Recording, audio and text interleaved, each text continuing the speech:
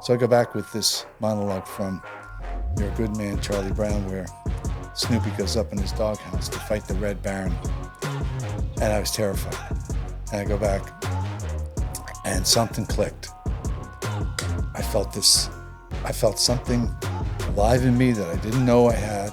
All right, this is the Story Series podcast where we tell the stories behind the people. Brian, Delate, welcome. Thanks, Brandon. It is good to be here. Brian, you are a combat veteran of the Vietnam War.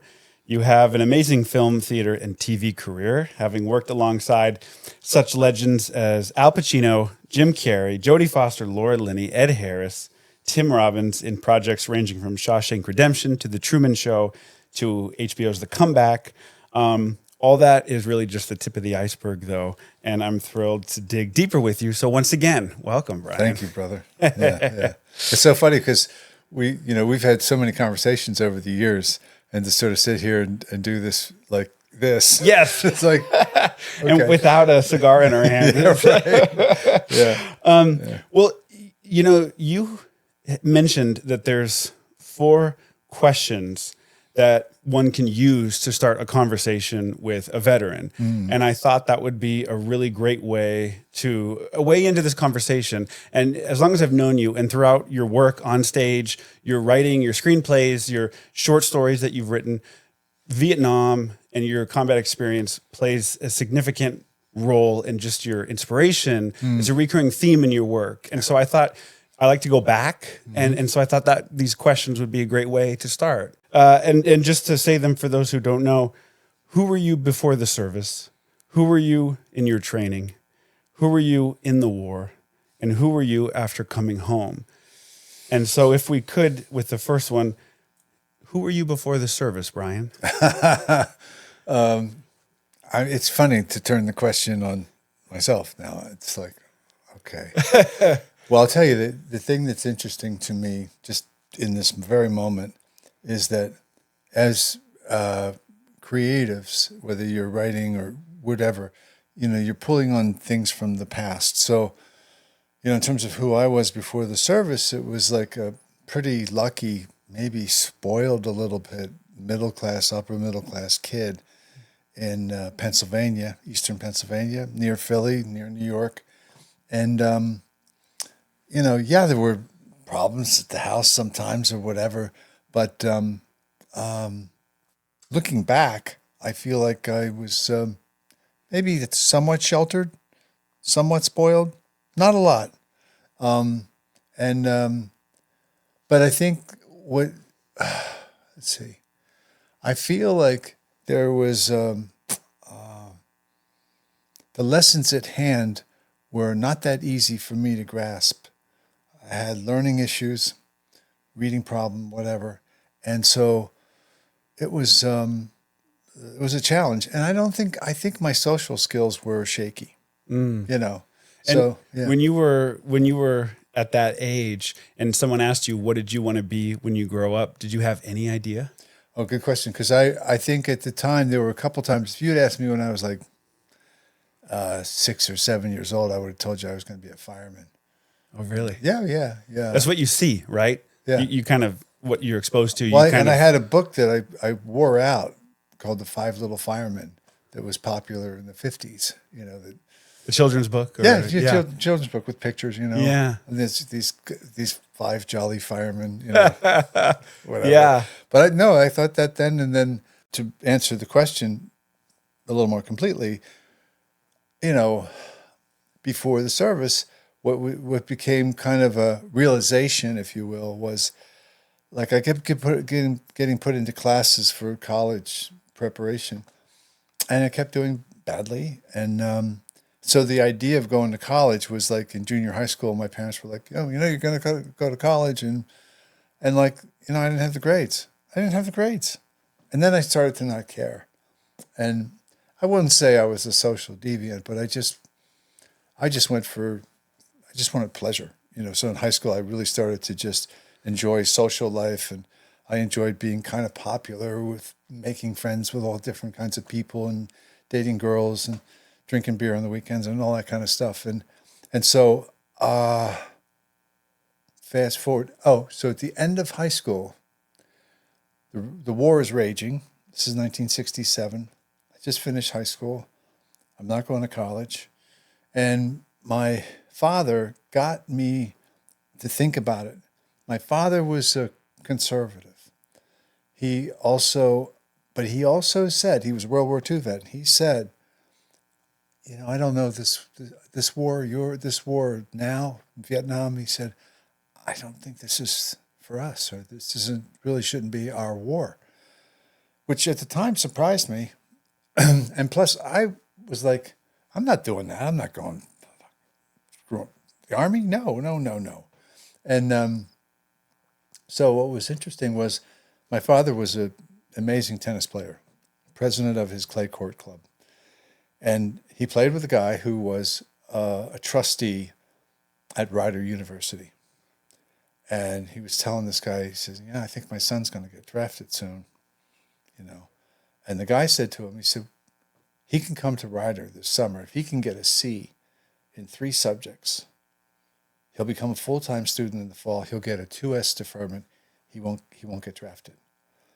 And my father came home and said, do you want to try this? I said, yeah, okay. I'd kind of given up on school. I didn't do homework or whatever. And I thought, damn it, I'm giving this a shot.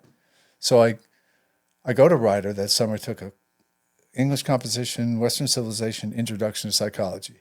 I got 2 D's and an F, or maybe it was 2 F's and a D. I don't know.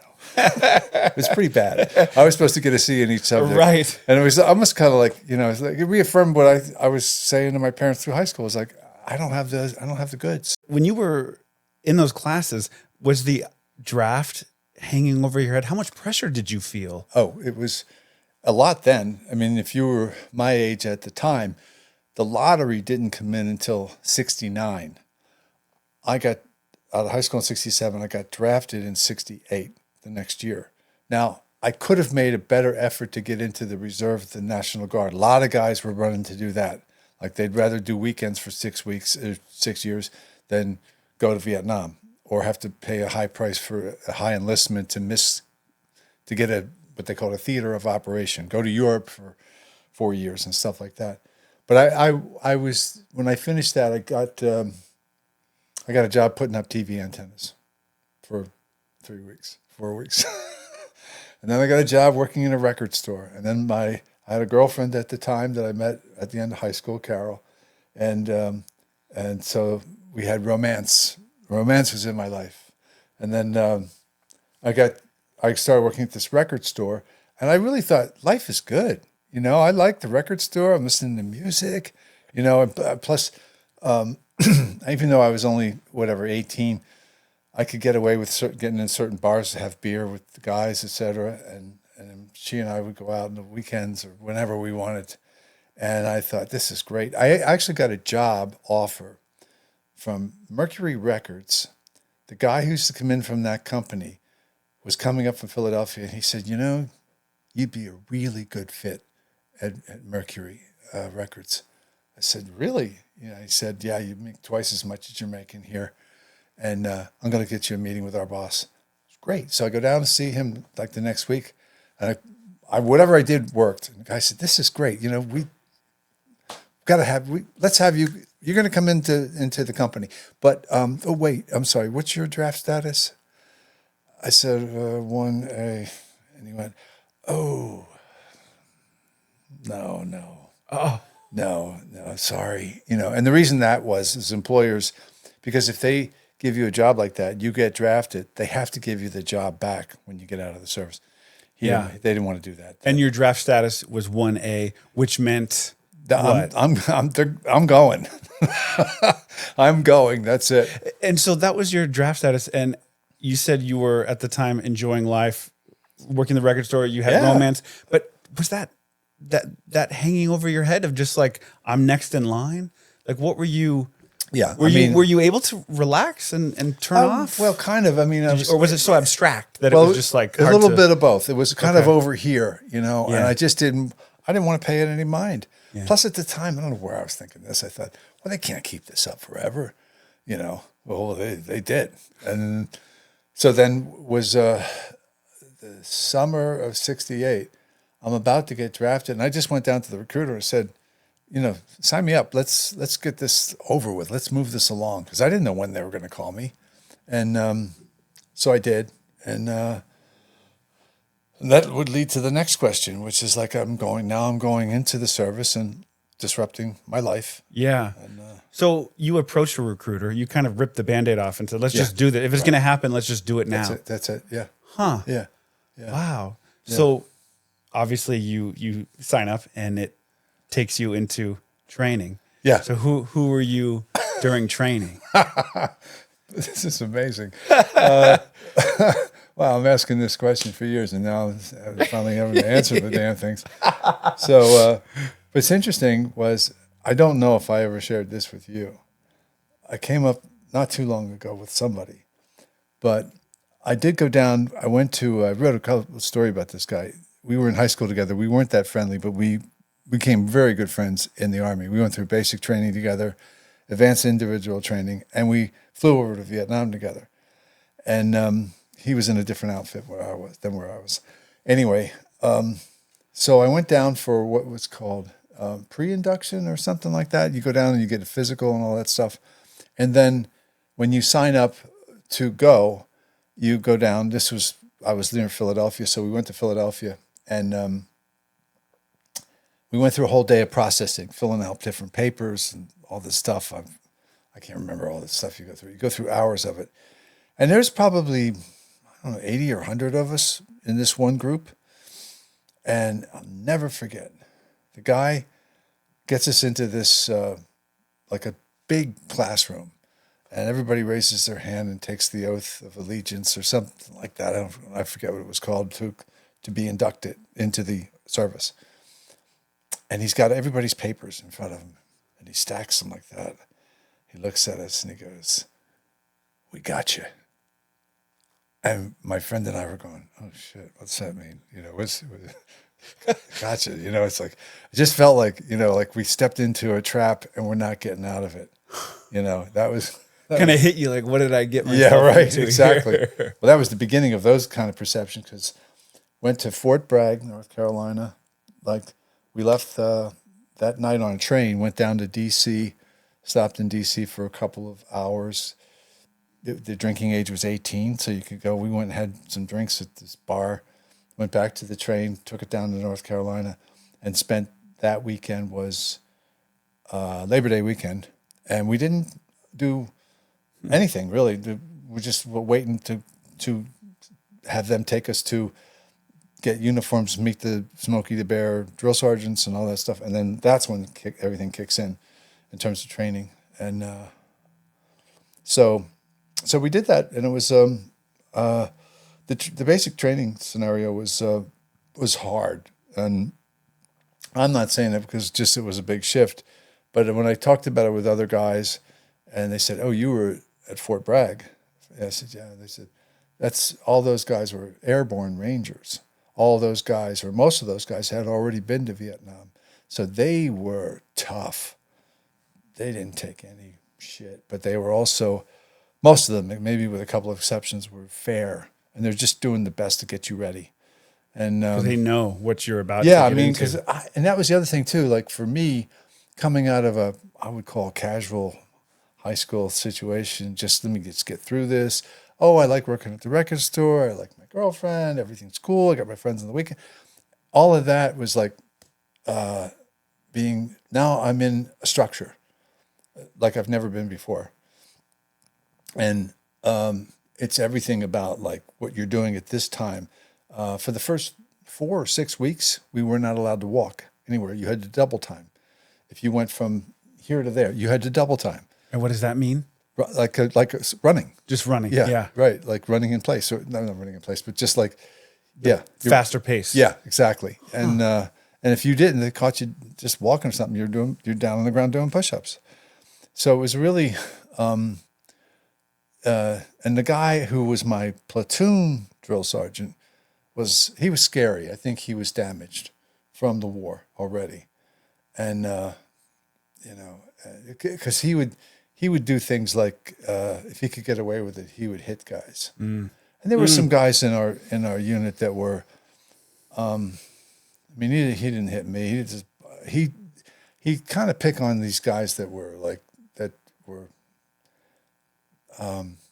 not just, I wouldn't say just small, but just like they're not going to fight back. You could kind of. Oh yeah, he could spot him. He knew how to brutalize. And is this before PTSD was even a term? Oh, PTSD didn't come for the longest time. Yeah, and I don't think I wouldn't have said I would have gotten PTSD from basic training, but it was a game changer in terms of my perceptions of the world. Plus, I was, the first day or second day, the head drill sergeant, who was a really good guy, really fair man, this guy Sergeant Jones, he walks by and he points to me. He goes, "Do you play football?" I said, "Yeah." He goes, "Here," and he gives me this thing to put on my arm with a pin that's like stripes and everything, and it means it's temporary, and you only keep it unless you lose it. So I was the only one in my whole platoon that got to keep it. What did that signify?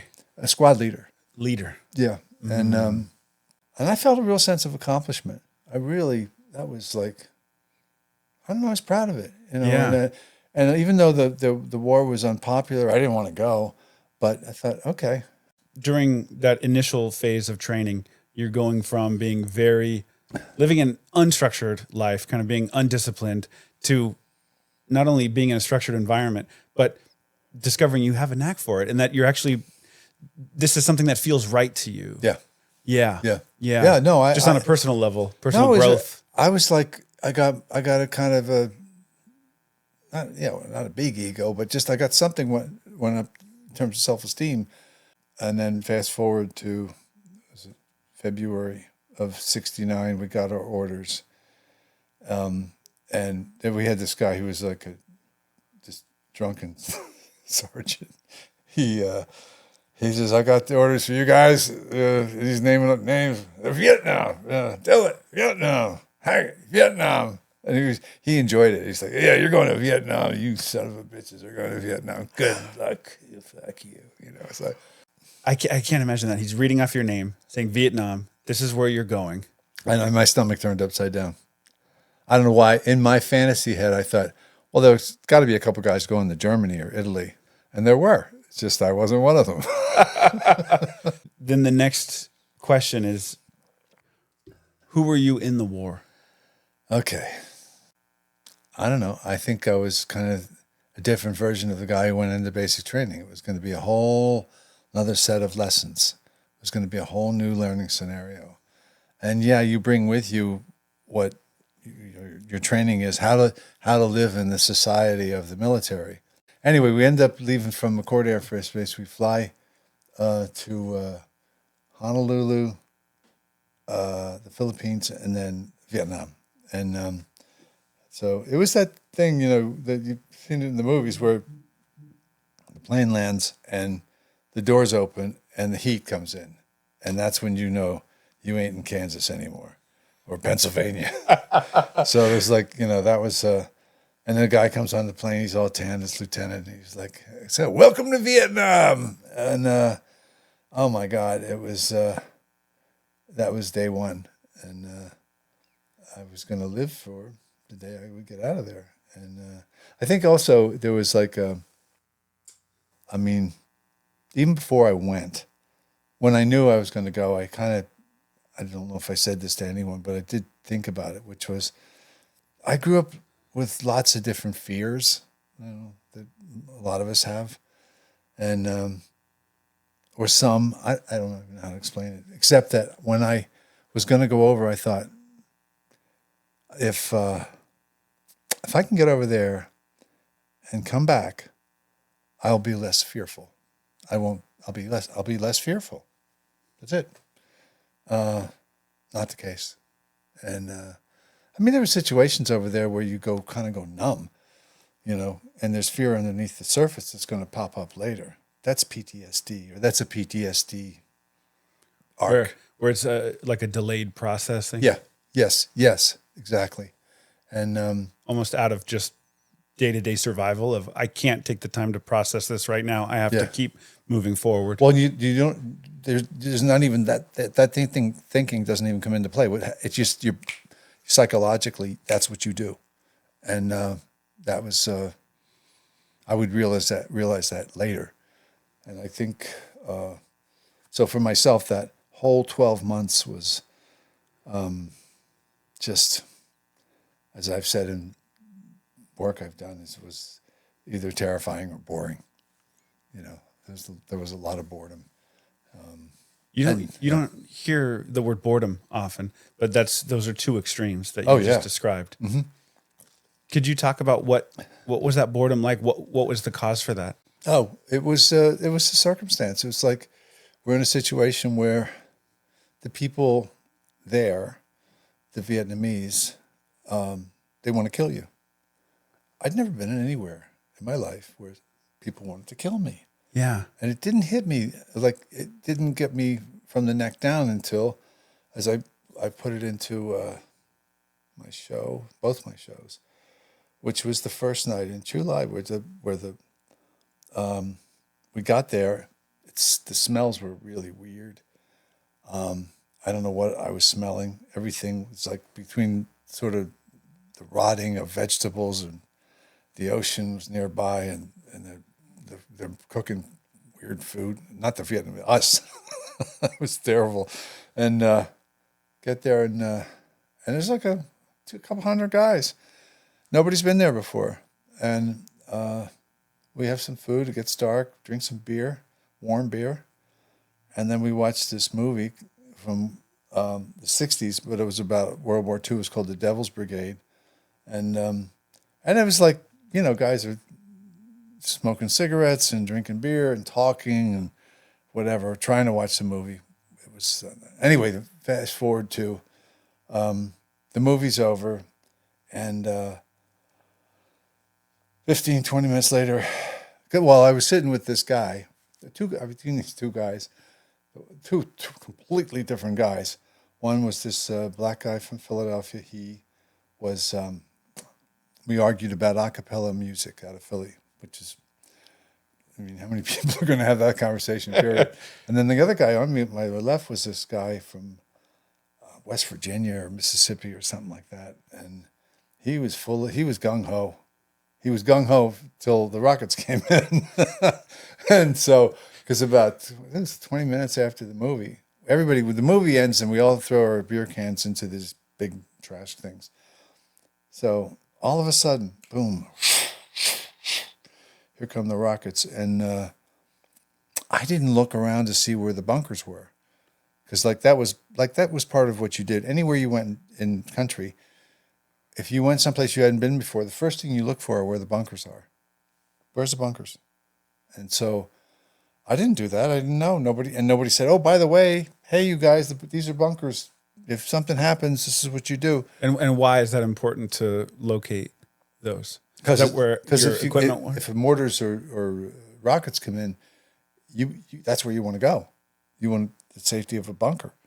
Well, here come these rockets, and I'm in shock because they look like these giant, mean toys, kind of screaming in across the sky, and they're coming in where we are. And I think I realized later that the Vietnamese were like, "Oh, we got a bunch of new guys, and now we know where to shoot the rockets tonight." But it was that simple for them. But the guy I was sitting next to, I hit the dirt. I didn't know they turned the lights out, so it was pitch black. You can't see anything, and then all of a sudden you hear the screams because the rockets hit, and a couple people got hurt and all that stuff. And that's when I lay there in the sand because we were right near the beach. I'm laying in the sand and I'm trying to push my arms and I'm trying to get further down. Can I get lower? God, can I get lower, please?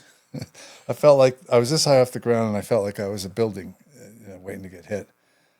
And so I don't know how much time went by. That's when I had that apparition show up. How much time went by? And the lights come back on. And then all these NCOs and medics are coming around trying to see who got hurt and stuff like that. And I see that black guy laying there, kind of twisted in the sand, and this medic is coming over with 2 guys on a stretcher. I remember asking them, so was he okay? And they just ignored me.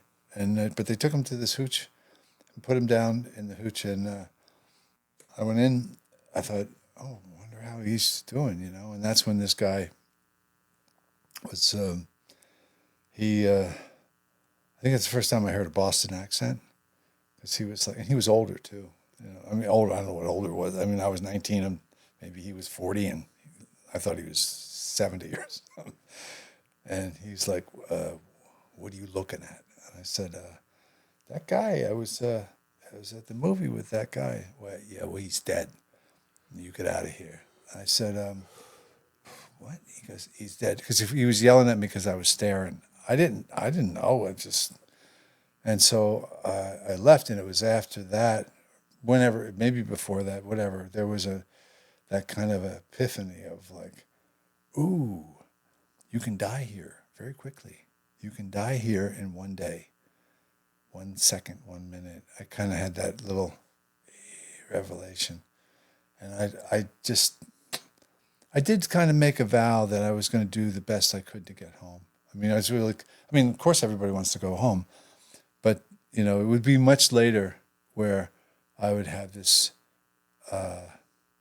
heartfelt compassion for the guys who never got back, where their lives ended early. They didn't die at home.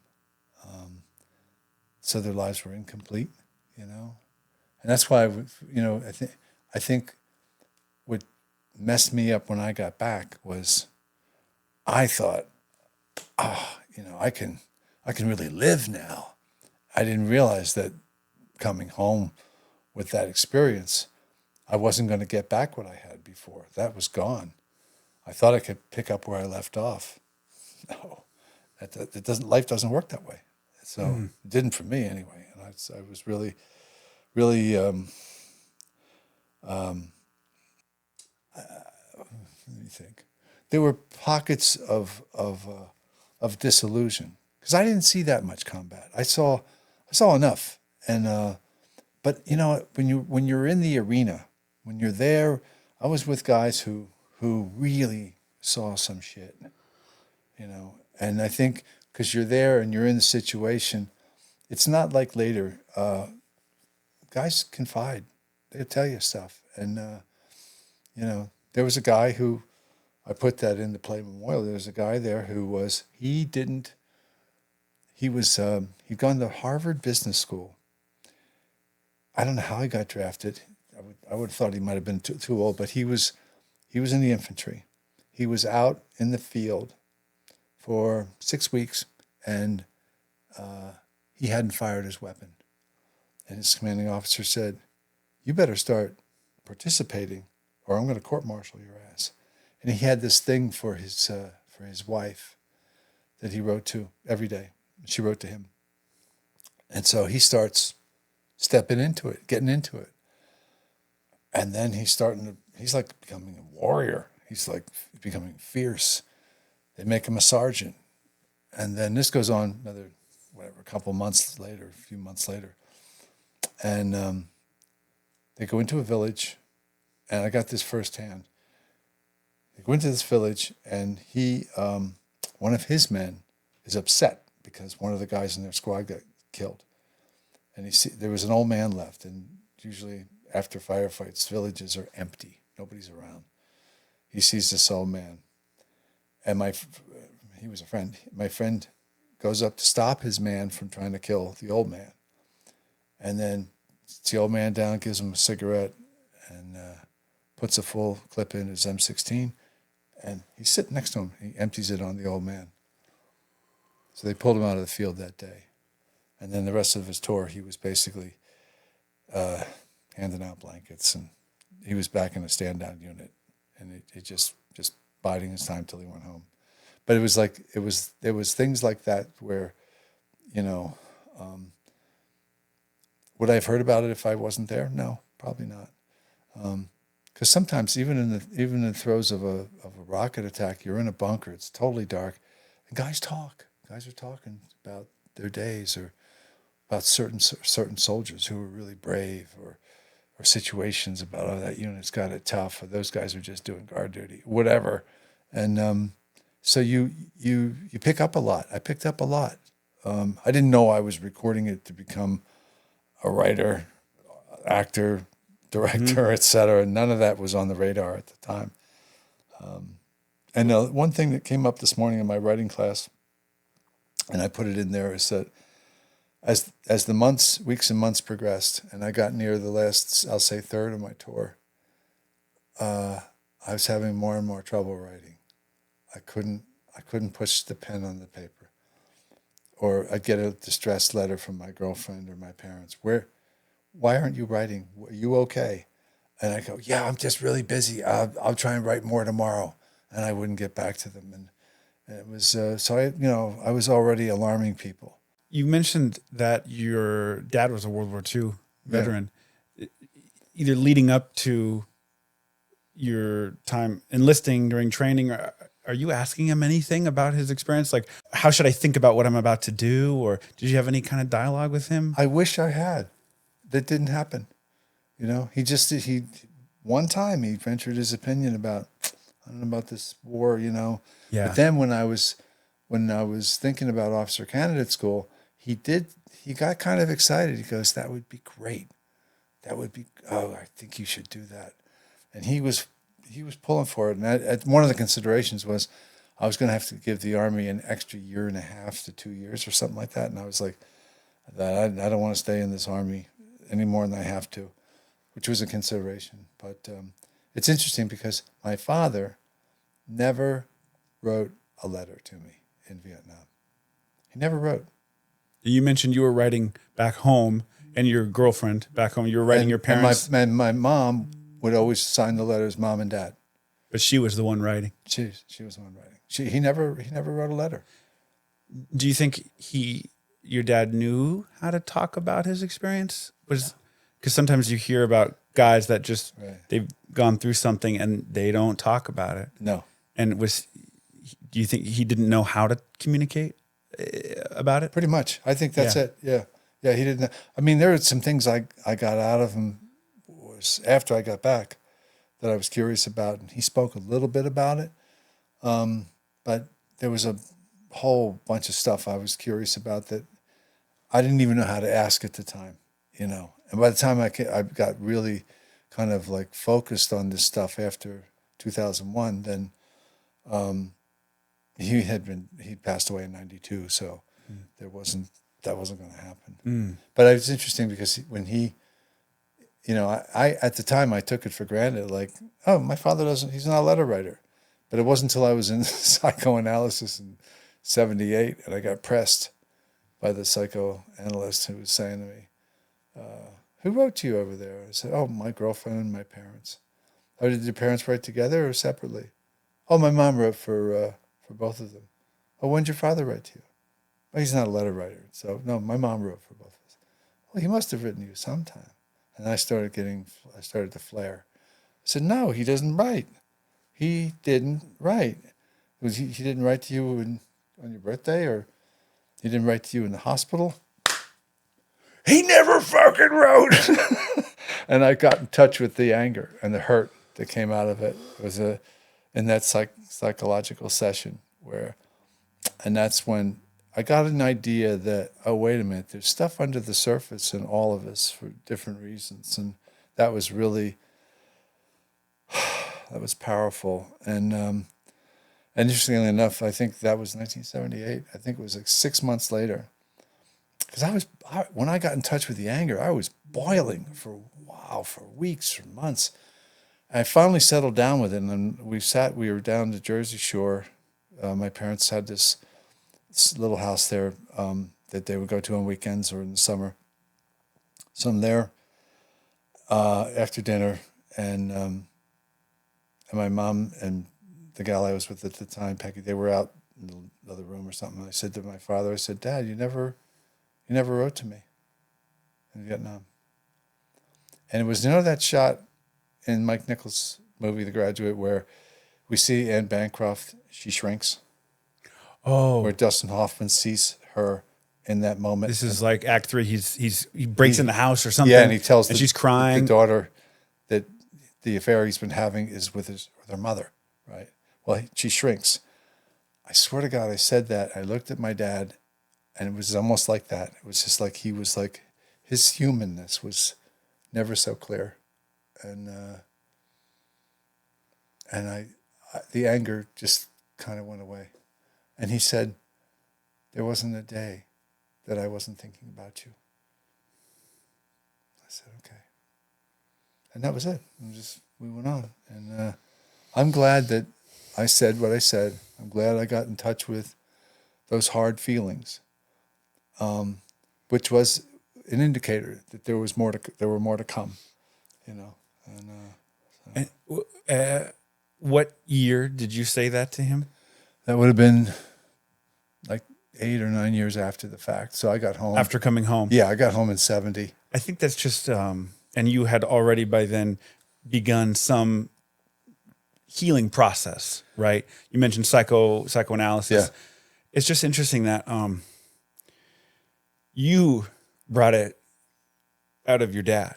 Yeah, You were the one to just, and then he took that opportunity to also open up to you. yeah, But because you went on that process of self-discovery and healing, it allowed you to make a road between you two, make a bridge for that communication. Because, yeah. Well, also for me, which I didn't realize it at the time, but I put it into Guardian Angels, which is that I needed help.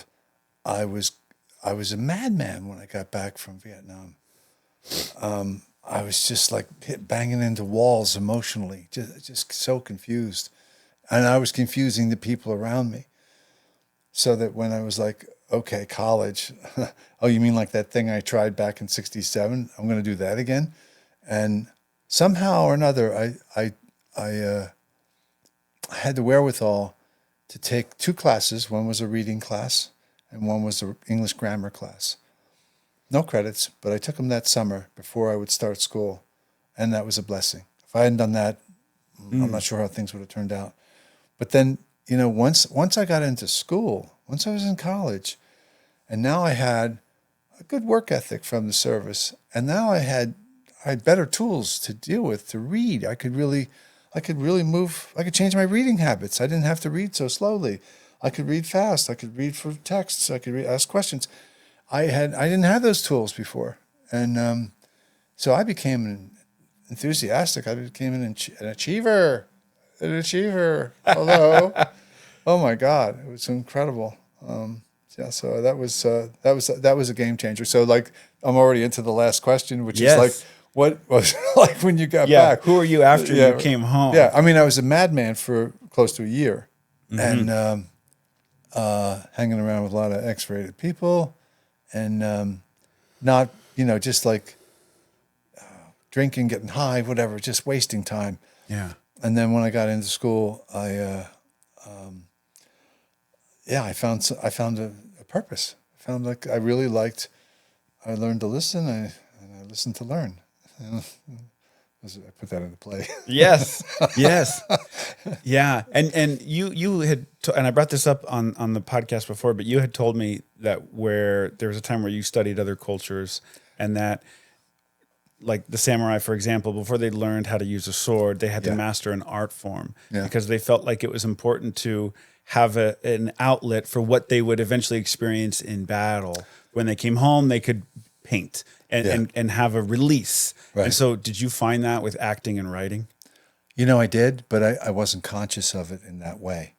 It was really, so important. I mean, I was going to learn years later, oh, by the way, look what you get to do. I mean, a lot of the recovery today with veterans, first responders with trauma, is to get them to write, not become a novelist, but just get the stuff that's in here and put it on paper, put it in the physical world, something artistic. It could be music, it could be anything, some place where you can express it. there's the whole thing with nature, which is can be pretty brilliant. And there's the organization that I've helped out, Trauma and Resiliency Resources. They work with horses, and then there's a whole yoga thing, EMDR, Native American Healing and Medical Narratives, which is basically writing. It's like they have a thing coming up at the end of October, and they just work with like 10, 12 vets, and they do absolutely remarkable work. I'm glad I could put a plug in for them. Yeah. Could you tell the story of when you were in acting class and the teacher almost told you not to come back, but you had a monologue that you worked on that then changed his opinion of you? No, because that seemed to be a real pivotal turning point in your own personal journey to being a professional actor. Well, because I got a little bit cocky in school because I thought, oh, I get it now. I know, I'm pretty good at this. I like getting good grades. Raising my hand whenever I feel like it. Got some answers here. All that bullshit. So I go to registration. I said, what do I do? And they said, you haven't taken any electives. Take an elective. So like what? They said, oh, there's music, there's art, there's theater. Theater? What do you mean? Like, well, there's acting 101. I said, oh, well, okay. And the guy said, a lot of girls in that class. I said, oh, okay. It should be easy. I said, oh, even better. I'll take easy. So I go into the class, and this guy, David, who we would become good friends eventually, a couple weeks into the class, he takes me aside and he says, you should drop out. And I said, what? He goes, you should drop out and take an incomplete, or I'm going to fail you. And I said, yeah, but I like this class. He goes, you don't get up and work. I said, well, what do I do? Because I've never done this before. He goes, okay. He says, come back next week with this monologue. Do this, or just don't come back. I said, okay.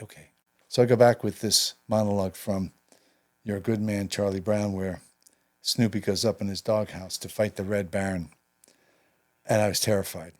And I go back, and something clicked. I felt something alive in me that I didn't know I had. and I felt connected to the class, and that was it. I was like, oh, wow. I think I know what I'm going to do. And then I changed everything. I took the classes, remaining theater classes. I filled my requirements. And so when I transferred back to Rider, which is a whole nother story, when I go back to Rider as a theater major, that's all. I just took those classes. I didn't have to, I took all the history, English, all that stuff was out of the way. And I could really focus on acting, directing, history of theater, design, all that stuff. It was great. It was really, really positive. Yeah, and that really puts you on your path. Oh yeah. To of course where you are now. At what point did you feel like you could write for yourself and write from a personal point of view when you were ready to bring in your time in the war in your work? Oh, it was osmosis in a way. Like I got into this play in New York called Tracers, and it was they wanted Vietnam veterans who were actors to play these parts, and so I was lucky, especially with I'd already done some plays for this guy Joe Papp in New York. He was one of the producers, and so I remember being in that play, and it wasn't. There were overlaps between the guy who wrote my character and myself. He had conversations before that, which was like, oh, he had skin problems. Oh, I had skin problems. There were other things. And then there was I guess there was one place in it where I felt like it needed more, and I didn't want any kind of writing credit, but I wanted to just add a couple lines to this one scene.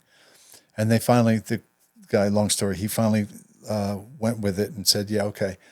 But it was after that I started to feel like, when am I going to, maybe I should do something like this. Maybe I should come up with my story or a story that I can put myself into. And over time, that's what started to happen. I still didn't see myself writing about the war per se. That was going to come later. but in the 90s, I kind of got into, I got fascinated with what would be possible in terms of outrageous theater or a script. Or the first thing I wrote with my friend Dan at the time, he's gone now, but was a kind of Jekyll Hyde story in the future about genetics. And because I was fascinated with that stuff at the time. And we didn't get that far with it. And we weren't that experienced. We started it off as a play, and then it became theater piece. But 9/11 was the trigger. And that was where, I hit the wall that day because I was underneath the first plane going into the North Tower, and Vietnam came up the next day. And it was over the course of time in the next months or year or whatever, where it was pretty clear that I needed to get this stuff out. And in my case, I was lucky I had the tools at hand. I could write, I could act, I could direct, I could do stuff. And so I did. And that's where some of those things came from. We mentioned that delayed processing earlier in the conversation. And you mentioned 9/11, which is 20-something years later after your experience. And that kind of triggered all these things for you to where now it was like, ooh, maybe I didn't address certain things or was keeping them aside. Yeah. Yeah. And it was time to address them. And then at this point, you're a professional actor.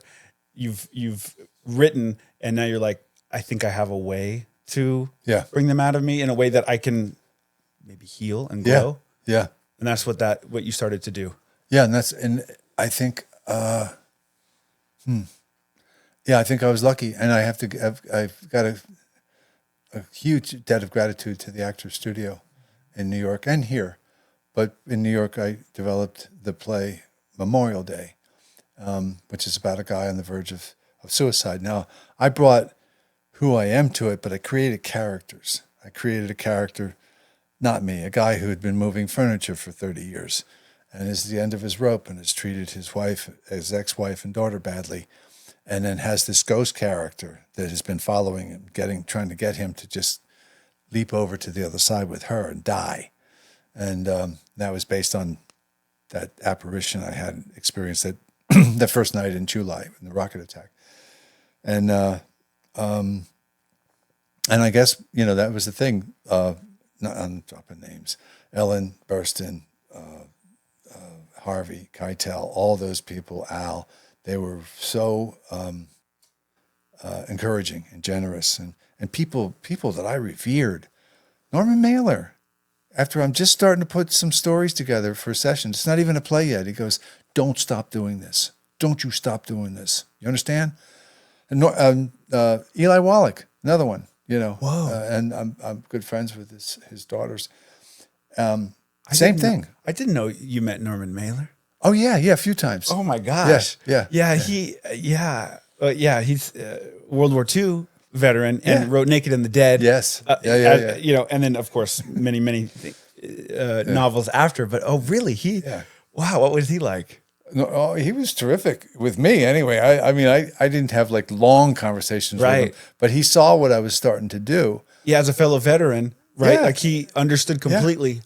And Eli too. Eli Wallach was like, they were great. These guys were tremendous. It's just I never forgot that. It was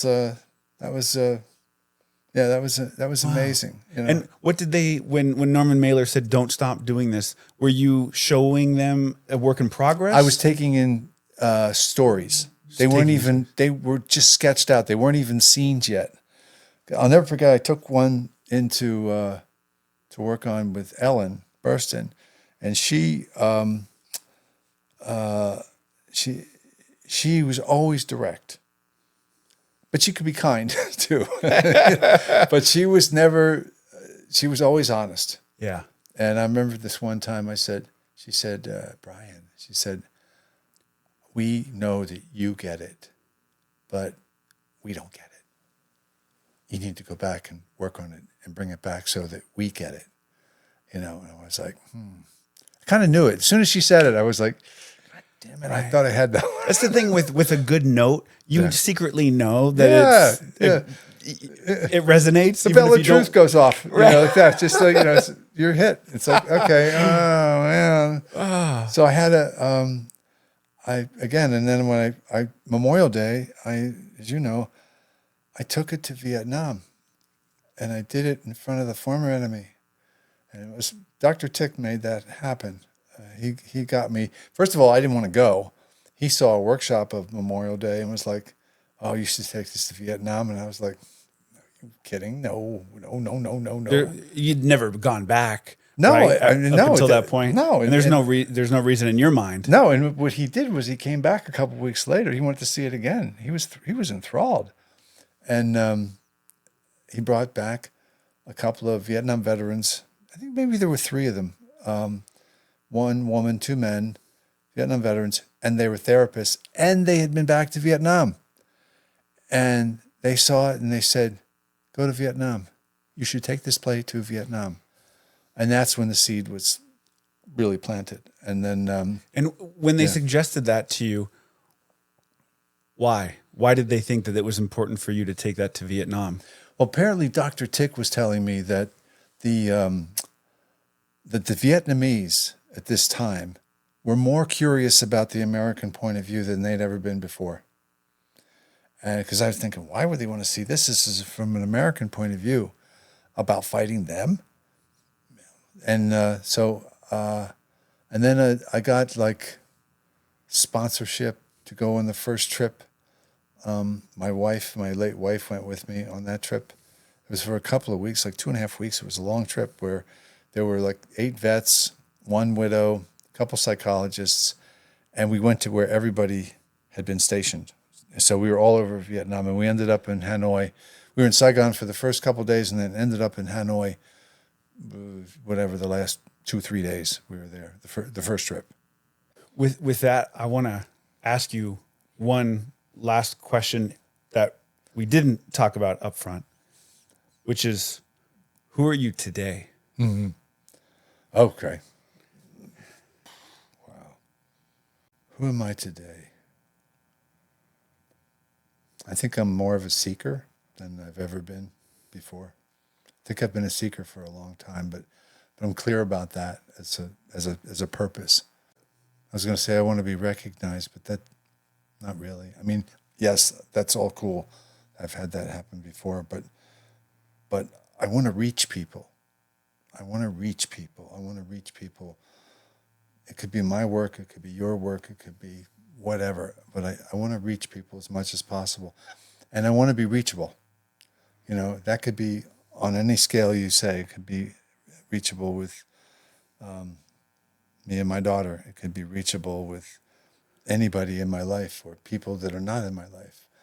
But I think there's something about connecting that is kind of like, if you're not connecting, you know, you got to take a look. I think you got to take a look at, like, what are you doing that's preventing that? Or what do you need to do to make it happen? Because I've felt this for a long time, which was the transformation of the human spirit. That's it. That's where it's at. That's what, I don't want to forget that. And if I can help other people to remember that or experience it. I mean, I get a lot of calls from a lot of guys from the recovery programs I'm involved in, and I'm grateful. I'm so grateful that I can be a channel for higher power, God, whatever, that can be useful to other people, and I feel like a beneficiary of that. It's just, when we talked about self-esteem before, it's like, that's one of the ways it gets built up. I'm not trying to do that per se, but that's one of the side effects or beneficiary of those actions, where, you know, helping others or thinking about others and being available for them makes all the difference in the world. And I, you know, that's it. I mean, you too. We're both here to make a difference. We want to make a difference, you know, and we're so lucky. I mean, my dad did not want to be a liquor salesman. He was an ace tennis player, and he would play it when he could. But he did not want to be a liquor salesman. He hated it. He wanted me to get into that business with him back when I was in college. Hey, son, come on, we'll open a store together. I'm not going to do it without you. I said, no, I'm not doing it, Dad. You know, something tells me I should be here. Yeah, but there's no promise in that, son. Where are you going to go? Who do you know? He was right. I didn't. It took a while, you know.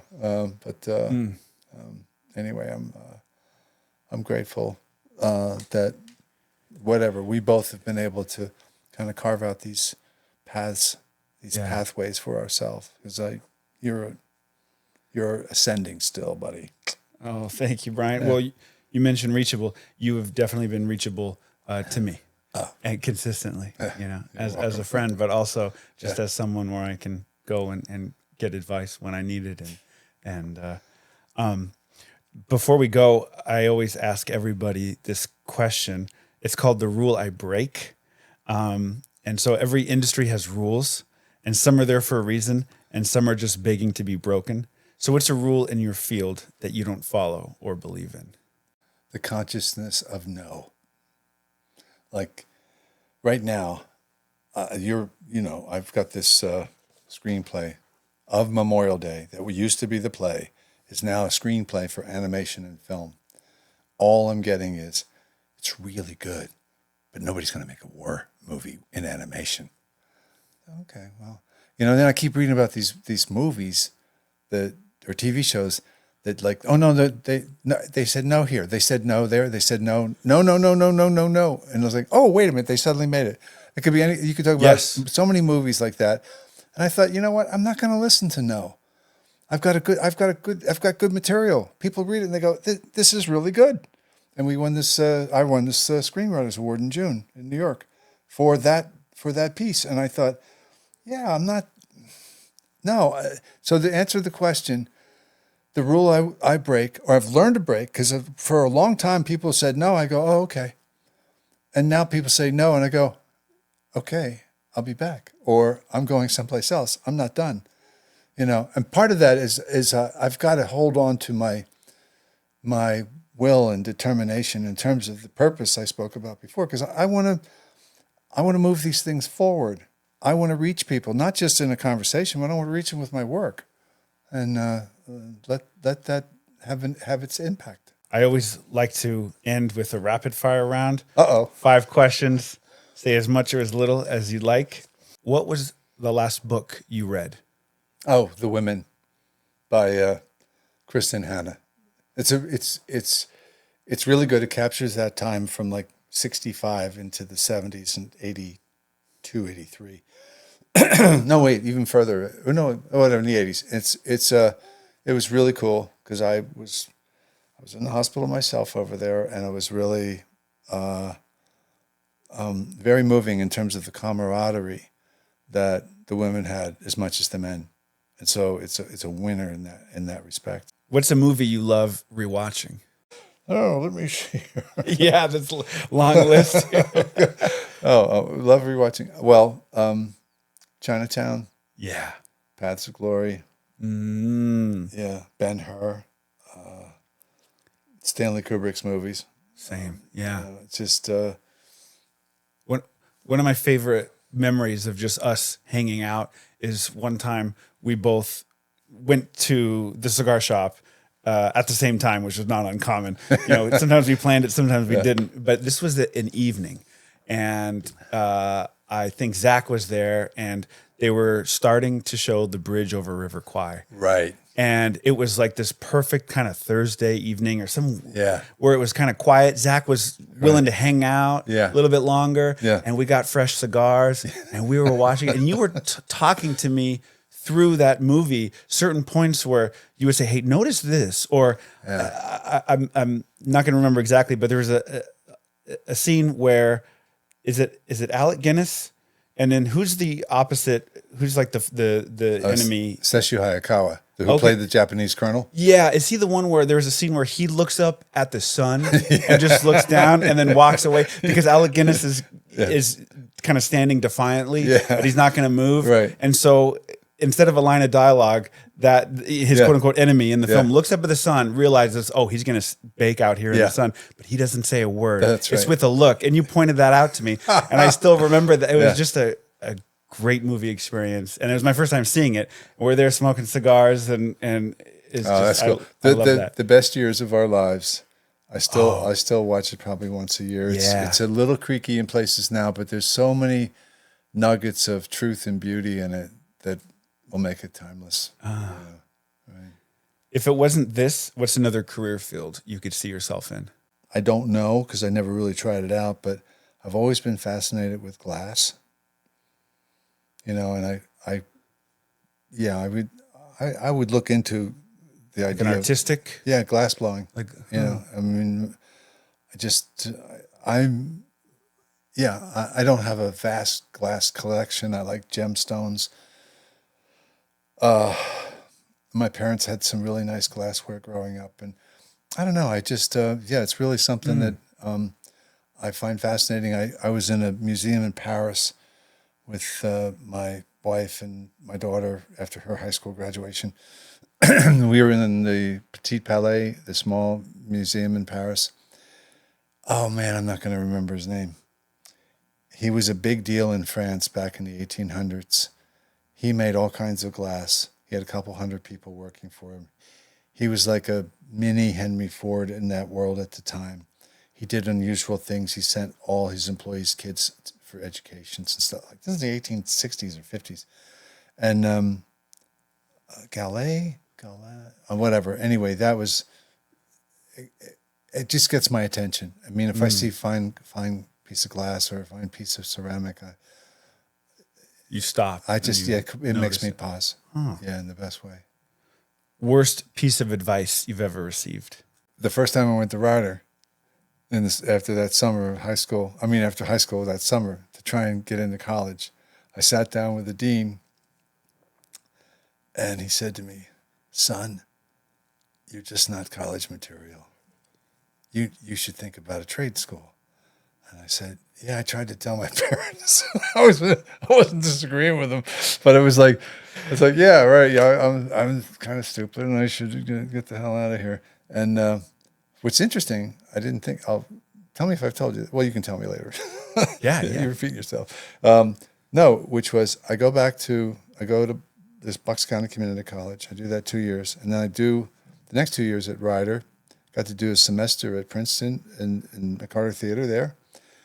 The last semester of my college time, they put a committee together because there was some turbulence over the semester prior between administration, faculty, students, and divvying up decision making and stuff like that. So they had these two deans, myself, another student, and two professors, or maybe there were three students. And we're gathered, and this is like January of 75. I'm going to graduate in June.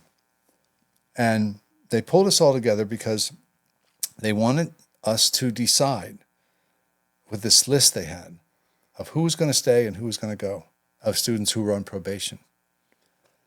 And that's when it hit me. Like a little light went off inside. I just went, ooh, I was told I wasn't college material. What am I doing here?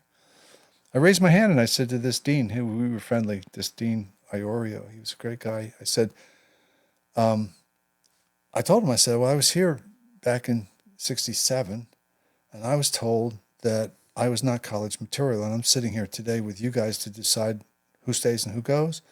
I said, has anybody talked to any of these people? And he said, that's it. We stop right now. I'm going to have all the resident supervisors speak to each one. Let's see where they're at. And then we'll reconvene in 2 weeks. And that was like a payoff. It was a real.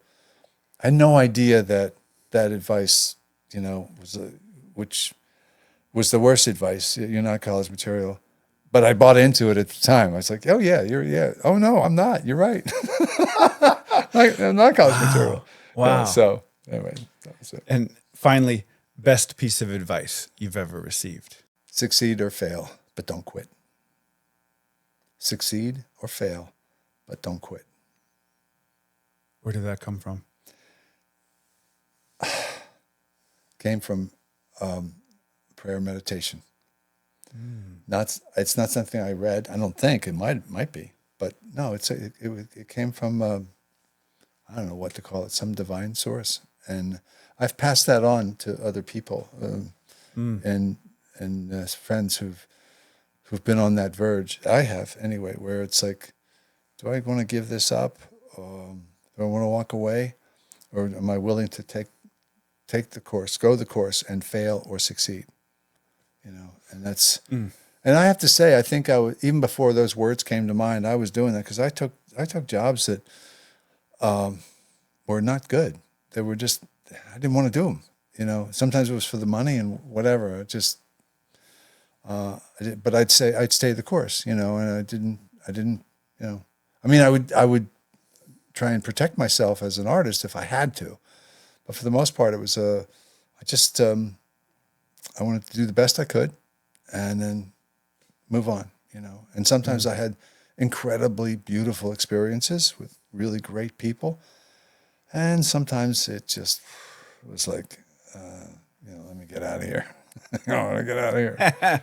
Dear God, get me out of here. Succeed or fail, but don't quit. Yeah. Brian, I'm so grateful that you're in my life and that you came up here and we got to do this together. You've always been one of the wisest people I know. I love listening to your stories. I love seeing your work, just talking to you. And I just want to thank you for such a powerful conversation. Thank you. And you're welcome. And thank you for this platform. You're doing a great job. I've seen these other interviews, and you're a tremendous facilitator, Brandon. Oh, thank you. You do. And also, I mean, because I've known you, your passion for the truth and the beauty and the goodness that's possible with this work, whether it's for kids or a wider audience, or it doesn't matter. It's like, that's what's so great about having fellow travelers like yourself. And that's where our business is kind of timeless. It doesn't matter, how old somebody is or what their gender is or any of that stuff. It's just really, there's a lot of universality and timelessness in what we get to do. Yeah. That's amazing. Well, thank you, Brian. Should we pick up that cigar now? Yeah. Hey, before you go, thank you for listening. If something in this episode moved you or even made you pause for a second, please consider following the show, leaving a review, and signing up for the weekly newsletter at storyseriespodcast.com. That's where I share my personal takeaways from each episode, what stuck with me and why, one story at a time. See you in the next one.